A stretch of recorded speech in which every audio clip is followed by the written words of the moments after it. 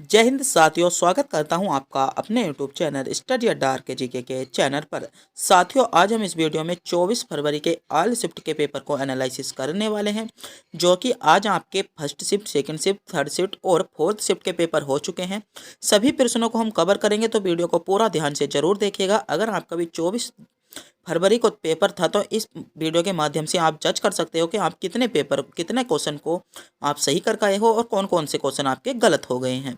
तो वीडियो को पूरा ध्यान से जरूर देखेगा। और अभी तक हमारे चैनल पर नए हो, चैनल को सब्सक्राइब नहीं किया है, तो चैनल को सब्सक्राइब और अपने दोस्तों के पास वीडियो को भी शेयर जरूर कर दीजिएगा। तो बिना टाइम गवाए करते हैं वीडियो को स्टार्ट। आपका पहला क्वेश्चन आपकी स्क्रीन पर आ चुका है, तो जो आपसे थर्ड शिफ्ट में पूछा गया है। क्वेश्चन है, जलियांवाला बाग हत्याकांड के बाद रविंद्रनाथ टैगोर ने कौन सी उपाधि लौटा दी थी या त्याग दी थी। तो क्वेश्चन में पूछा गया था, तो कौन सी उपाधि थी आपकी नाइट हुक, इसमें बिल्कुल करेक्ट जवाब हो जाएगा। और थर्ड शिफ्ट में क्वेश्चन पूछा जा चुका है।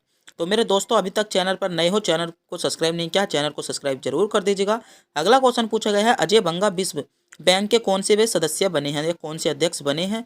तो इसमें आपका सही जवाब हो जाएगा 14वें अध्यक्ष बने हैं। इसका जो करेक्ट जवाब था 14वें अध्यक्ष, अगर आपके विकल्प में था तो वह विकल्प बिल्कुल करेक्ट जवाब हो जाता।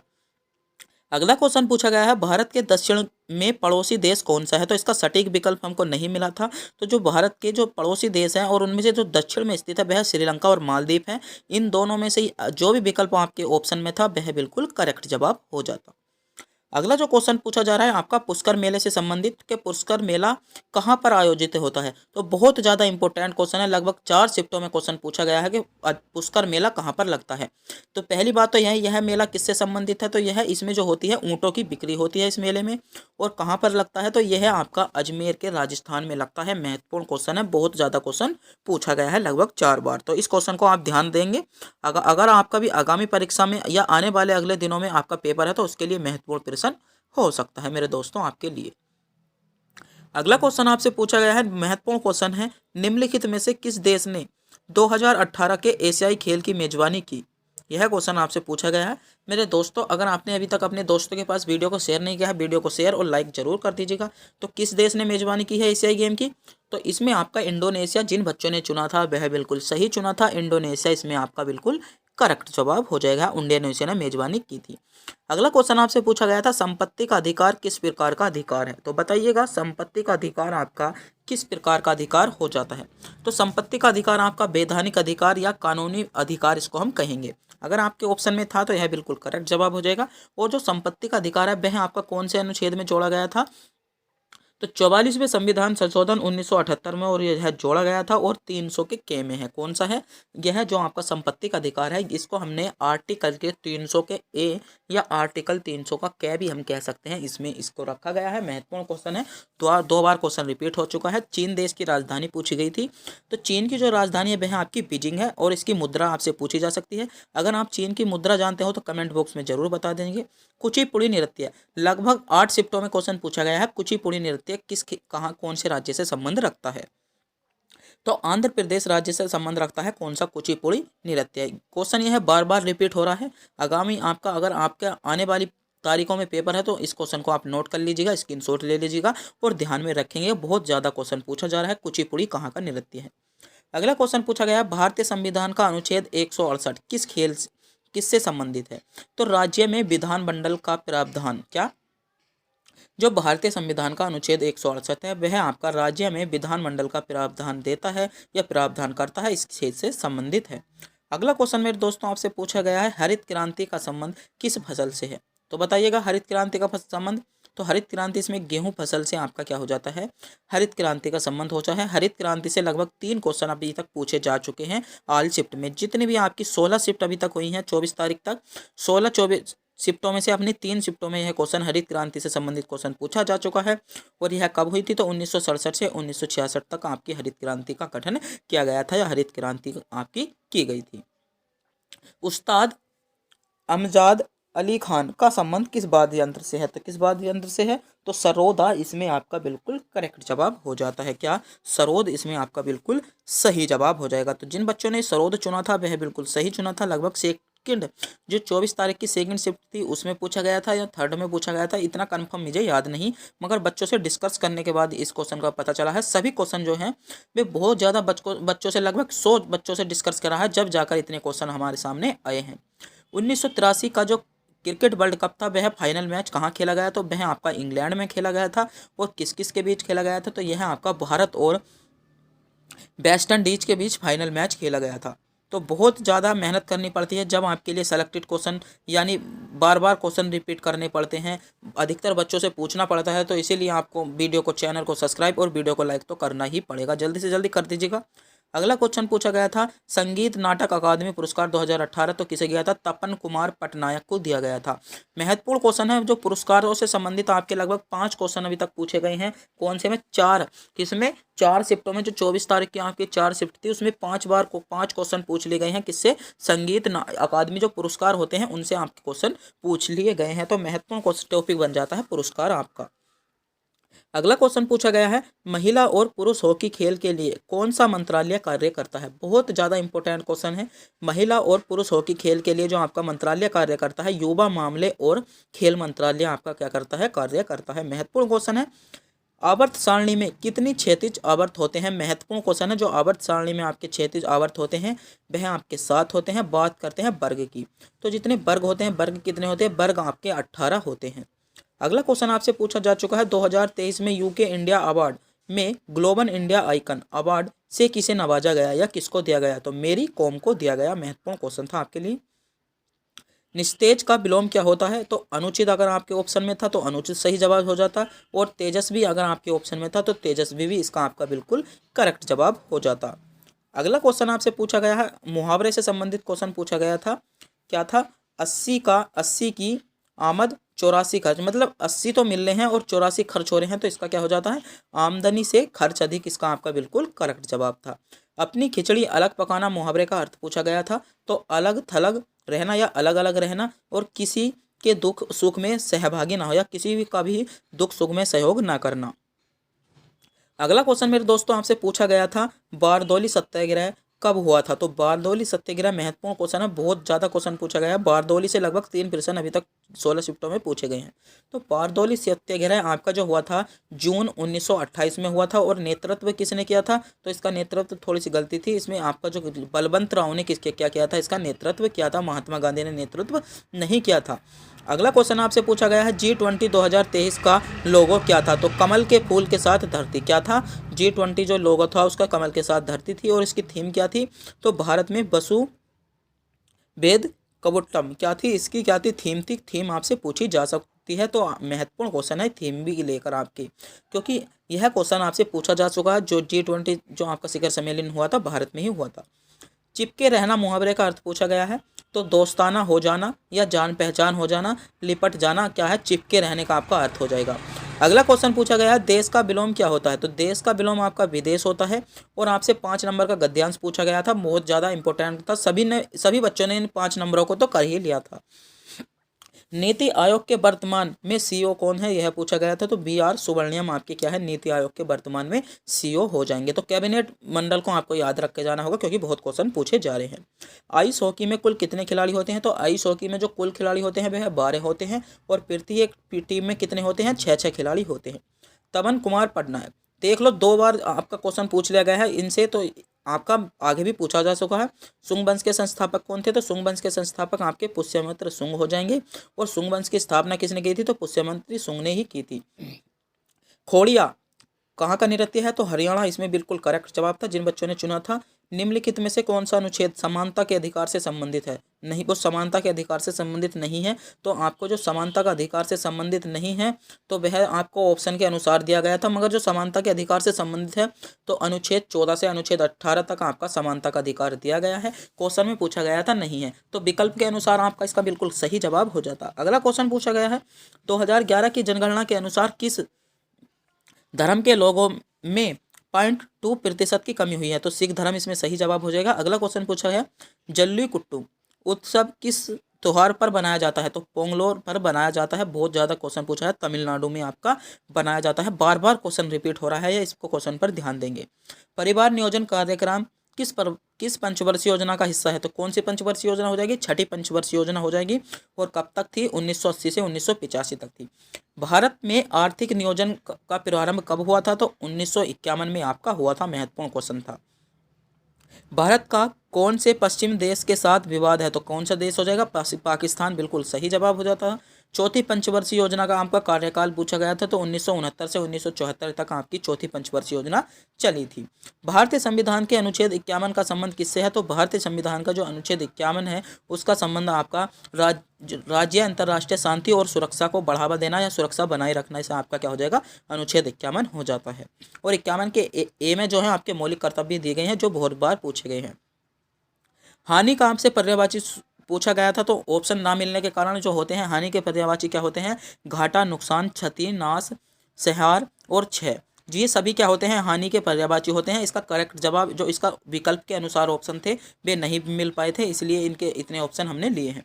अगला क्वेश्चन पूछा गया था, भारत ने अपना 77वां स्वतंत्र दिवस कब बनाया? तो कब बनाया? 15 अगस्त 2023। इसमें बिल्कुल करेक्ट जवाब हो जाएगा। फर्स्ट शिफ्ट में क्वेश्चन पूछा जा चुका है। अगला क्वेश्चन आपके लिए बहुत ज़्यादा महत्वपूर्ण होने वाला है। लगभग 16 शिफ्टों में से कितनी बार क्वेश्चन पूछा गया है? लगभग 16 शिफ्टों में से लगभग 4 बार क्वेश्चन पूछ लिया गया है। यह है पंचायती राज का गठन संविधान के किस भाग में है?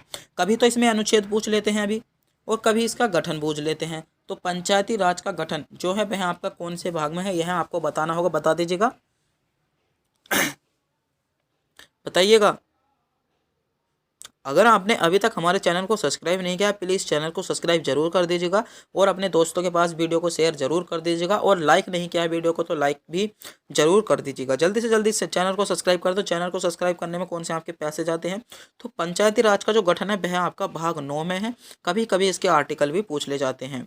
रात का तत्सम, तो रात का तत्सम क्या हो जाएगा? रात्रि हो जाएगा। फर्स्ट शिफ्ट में क्वेश्चन पूछा जा चुका है, महत्वपूर्ण क्वेश्चन है। अहंकार का पर्यायवाची आपसे पूछा गया है। तो अहंकार का पर्यायवाची कौन सा होता है? अहंकार का आपका पर्यायवाची हो जाएगा घमंड, दंभ, मान, अभिमान और गमान। ये सभी क्या होते हैं? अहंकार के पर्यायवाची होते हैं। महत्वपूर्ण क्वेश्चन था आपके लिए। गरुण अंकर, तो इनमें से अगर कोई सा भी विकल्प आपके सामने था तो वह बिल्कुल सही था। अगला क्वेश्चन पूछा गया था बादशाह का विलोम। तो बादशाह का विलोम क्या होता है? बेगम आपका बादशाह का विलोम हो जाएगा।